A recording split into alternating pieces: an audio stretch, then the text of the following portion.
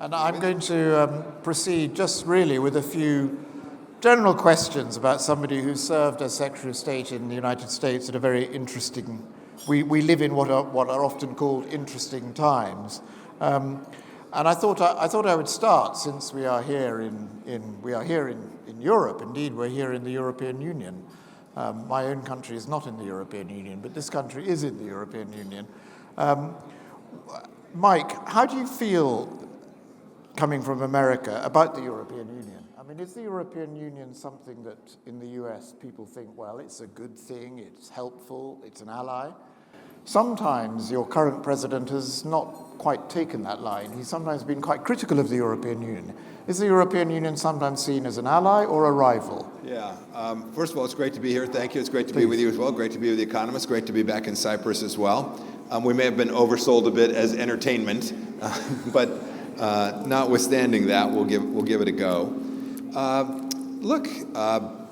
The EU is clearly a partner and an ally, but there are also places, whether it's diplomatic, where we have different views, or economic, where we are each trying to protect our own or to try and do good for our own country. And so those two are not mutually exclusive concepts. But what I think you're really getting to is the central thesis of, like, is the West going to hang together, right? That's the question. Yes. I think maybe you didn't quite put it that way, but I will. And I don't think there's any doubt that the West is going to hang together, in part because it's all in our best interest, in part because the bad guys make it necessary and continue to remind us of that, as we can see by what's going on today. And so, yeah, you get lots of noise with President Trump. You always get that, right? You get. I can remember the tweets. I can do the greatest hits. But in the end, through the thick of it, I'm very confident that we will end up being partners, allies, competitors, but also trying to strive for the protection of the things that matter most. And we'll have good presidents, bad presidents. You'll have really killer good prime ministers and EU presidents and some that aren't so good. And brother, we'll disagree about which are which. But in the end, I'm very confident that those of us who care about the basic things, right? Human rights, property rights, human dignity, we're going to get this right together. We have common interests. Yes. And in a particular area, which has obviously been very controversial in the last, I guess, year and a half, which is the war in Ukraine, the current US administration seems, I mean, it varies in its attitude. It could put it that way, but it seems in particular to think that I think Europe should play a bigger role in Ukraine, that if it comes to the need as the West to defend Ukraine, and particularly perhaps if it comes to the need to pay for Ukraine and to help arm Ukraine, Europe should be playing a bigger role, and America perhaps has other interests. Is that a fair conclusion of where the US administration looks today? I think that's a fair conclusion of the last several administrations. Not just this Trump administration or even the first one, but President Biden, President Obama, President Bush before him. I don't think that's unique, trying to convince Europe to get its act together and not continue to take a post-Cold War holiday and enjoy life and foist the costs of security on to others. So I don't think that's particularly unique to President Trump. He does it with a flair and a style that is different from the others. I would concede that. General Stoltenberg would have said, or still would say probably, to good effect. That is, he got NATO to do significantly more than it was doing. I've heard him say that repeatedly. But in the end, the United States has a deep and abiding interest in being a partner, a security partner in Europe. I've been critical of both the Biden administration and now the current Trump administration for not doing more. Right? My critique of President Biden wasn't the Republican critique. The Republican critique was, we don't have as much interest here. The Europeans should do more. My view was that we should all do more. The fact that President Biden lost deterrence on Vladimir Putin, I find heartbreaking and dangerous for the world. And yet he did. He was unable to muster the allies to convince Putin not to invade Ukraine. And it's a bear to get that back in the box now. It's really tough. We have to go figure out how to do it. We have to do it all together. I would provide, not only, everyone talks about tomahawks as if they're the only thing that exists in the world. I would provide all the tools the Ukrainians need. The fact that the Ukrainian airspace isn't controlled by Europeans today is a failure of deterrence for all of us who believe in these basic ideas of national sovereignty. And so we ought to go provide everything, and we ought to do our own part to provide that sovereignty and security. The fact that they're flying equipment across not just the Ukrainian borders, but other European borders today, and the fact that Ukraine doesn't have control of its airspace is something we could all have prevented, and we ought to go about preventing it today. I don't think that's going to cause World War III. I think the Putin narrative that somehow he was afraid that NATO was going to attack him is just pure KGB propaganda, and we should have been more serious and should be more serious today than we are as well. And you think Europe has got that message? I mean, Poland is spending a lot on defense. Yeah. Germany says it will spend more on defense, but we've yet to see it. Yeah. The UK, we're trying to do a bit more, but we're not doing an awful lot. Yeah, I don't know if Europe's gotten the message or not. I think it says it's got the message, but it feels a bit like a jailhouse conversion to me, right? And when this ends, whatever that means, will they go back to the old model of Russian gas and climate change? If they do, if they go back to that model, this is not going away.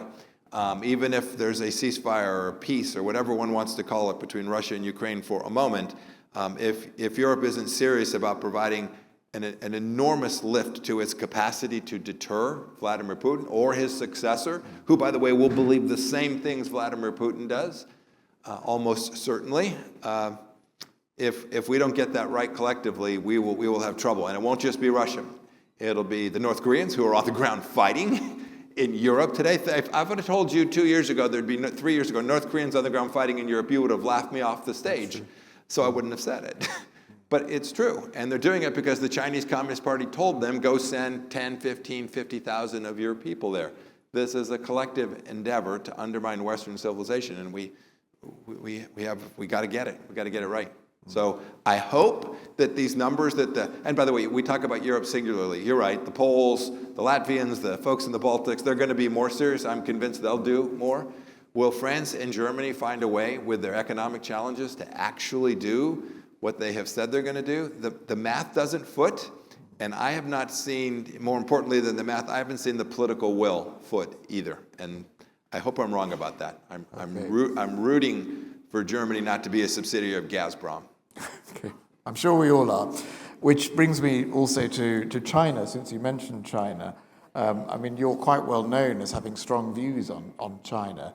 And I guess I have two sort of questions on China. I mean, the first is, this administration embarked on what you might call quite a serious trade war against China. We're about to see a Supreme Court case on some of this. But to some extent, some commentators are saying, well, actually, China was pretty well equipped to fight a trade war with the United States, perhaps better equipped than some people realized. And it's not obvious that this trade war is going in the favor of the United States. Is that just a testimony to Chinese strength? And is that something that we collectively, and you in the United States, should worry about? Oh, most definitely. No, nearly every other nation accepted President Trump's terms. Yeah. Except for the Chinese Communist Party, the one nation that we should have made sure accepted our terms, if it really mattered. For me, I don't think big global tariffs are the right solution. I get the need to allow Kansas farmers from my home state to sell products into Europe, farm products into Europe. I get all these things, but the real pressure should have been brought to bear on the Chinese Communist Party and Xi Jinping. I still think we can do that. It is bumpy. It is difficult. There is a temporal challenge, which is they have control over some important supply chains.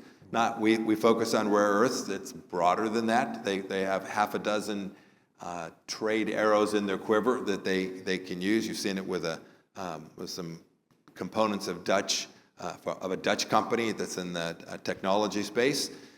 But we have to muster our resources, both economically, diplomatically, and militarily, to confront the Chinese Communist Party. And so she got President Trump to back down for the moment. So be it.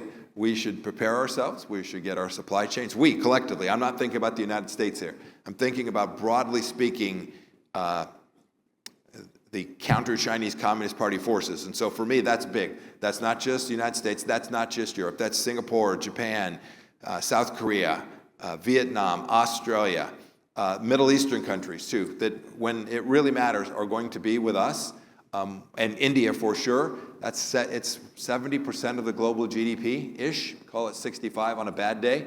That 65, 70% of the global GDP needs to prepare itself for the confrontation. Not that the United States is going to bring on China, but that Xi Jinping has brought on us in the West.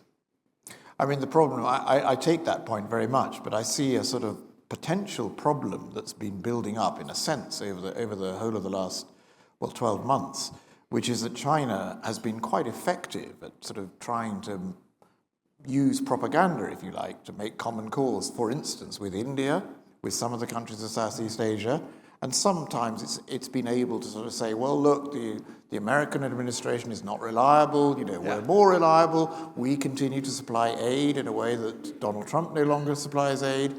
You could look at the whole world and say, well, in a number of areas of the world, China is making gains and the United States is pulling back. Do you think that's do you think that's true? And what do you think we should do about it?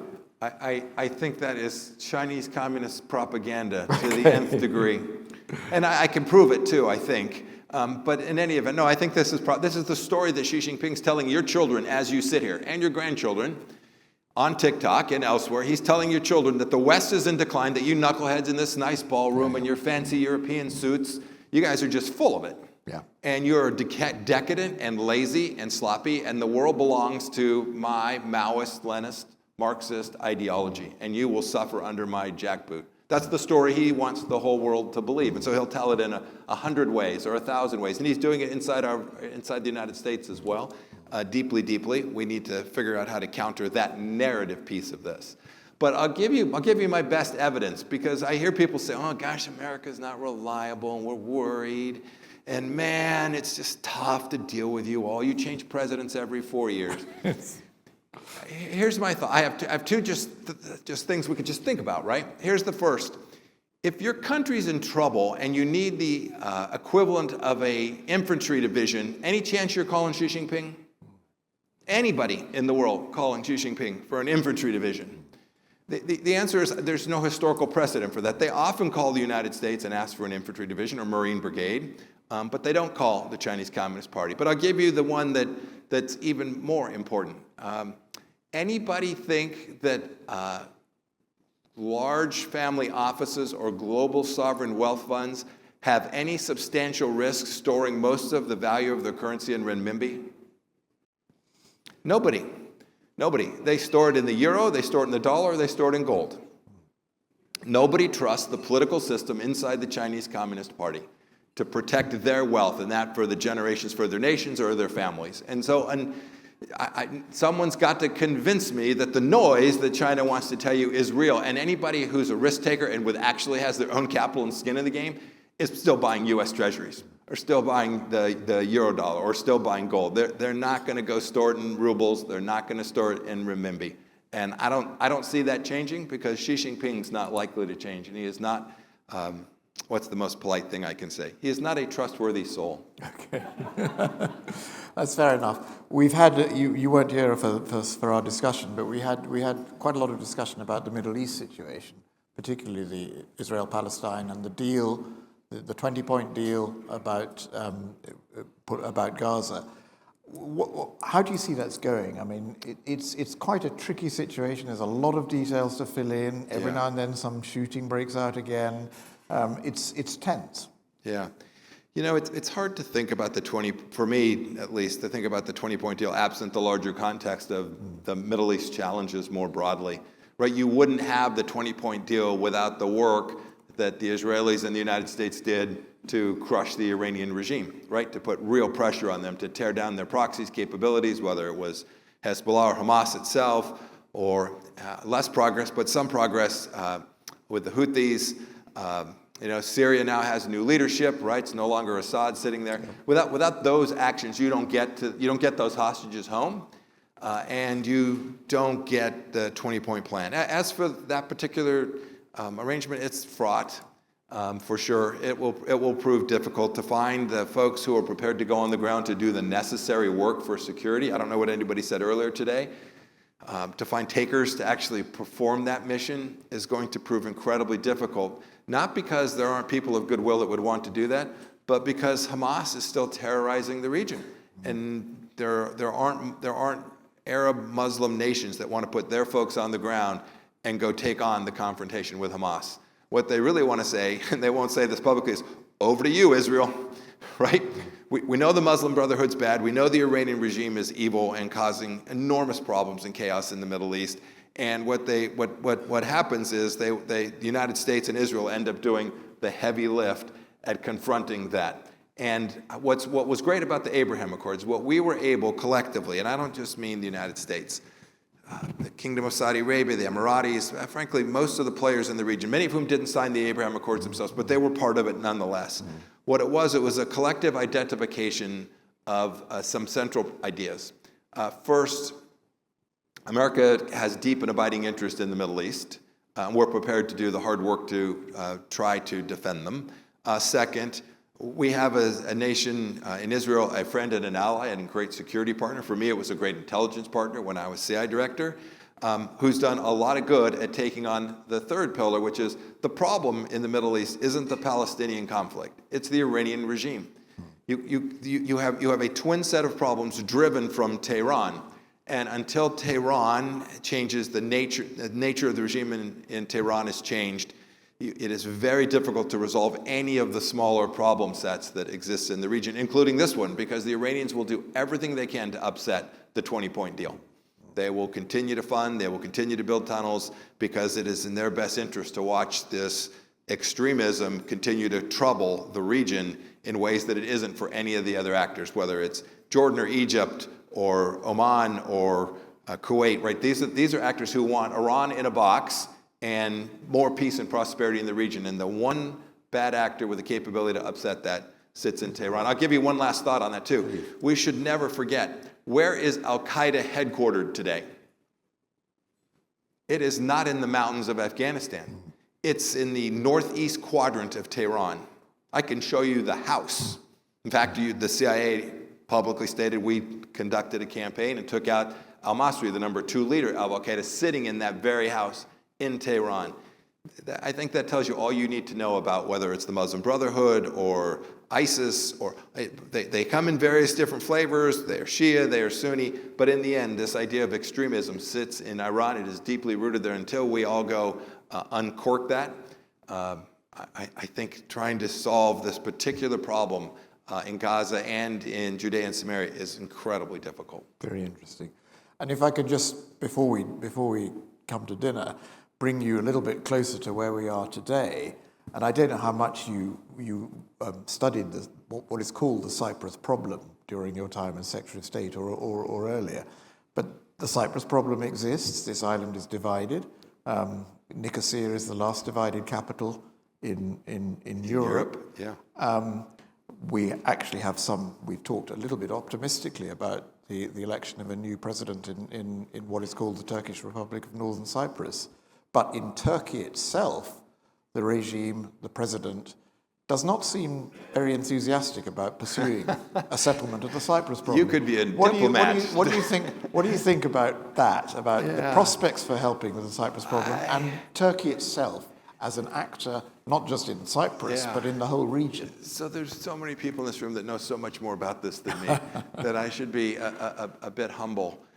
My sense, having just observed and read about the election, is that most of the people who live there in this so-called Turkish Republic want a solution, and that the leadership in Turkey doesn't want a solution. And that means it will be very difficult to achieve a solution, I suspect. But haven't been negotiations for, I guess it's almost half a dozen years, something like that. Very many. Yeah, and I hope they'll go back and try and find a resolution, and I hope that outside parties won't intervene and interfere in the will of the people in those places, because my sense is the will of the people in those places can get to some kind of federal resolution that might deliver a better set of outcomes for the people that live in both parts of Cyprus. And then your second question about the Turks more broadly, look, they'd love to put forces on the ground in Gaza. of all the players, I guess I didn't mention them, they'd be up for it. Yeah. And they're happy to put folks in northern Syria as well. My former colleague at CIA, now the foreign minister in Turkey, Hakan Fidan, it feels like they have made a lot of progress. whether it's with the Kurds in the east, right? They've now got the PKK to at least state that they're going to pull out. But we know Turkey has caused trouble for the United States as well. During my time, we were trying to convince them that as a NATO nation, you shouldn't have a Russian air defense system. Yes, quite. Right? Seemed like a basic idea for me, but we failed at that. They continued to hold on to it. So yes, it's a complicated relationship. I hope that Turkey will become more European as time marches on, and we'll see it. We'll see if all of us can pull that off. I believe they are now buying European fighter aircraft, so maybe that's a step forward. But yes, we've declined to sell them our high-end aircraft. But their path to the European Union is a very long one, I would say.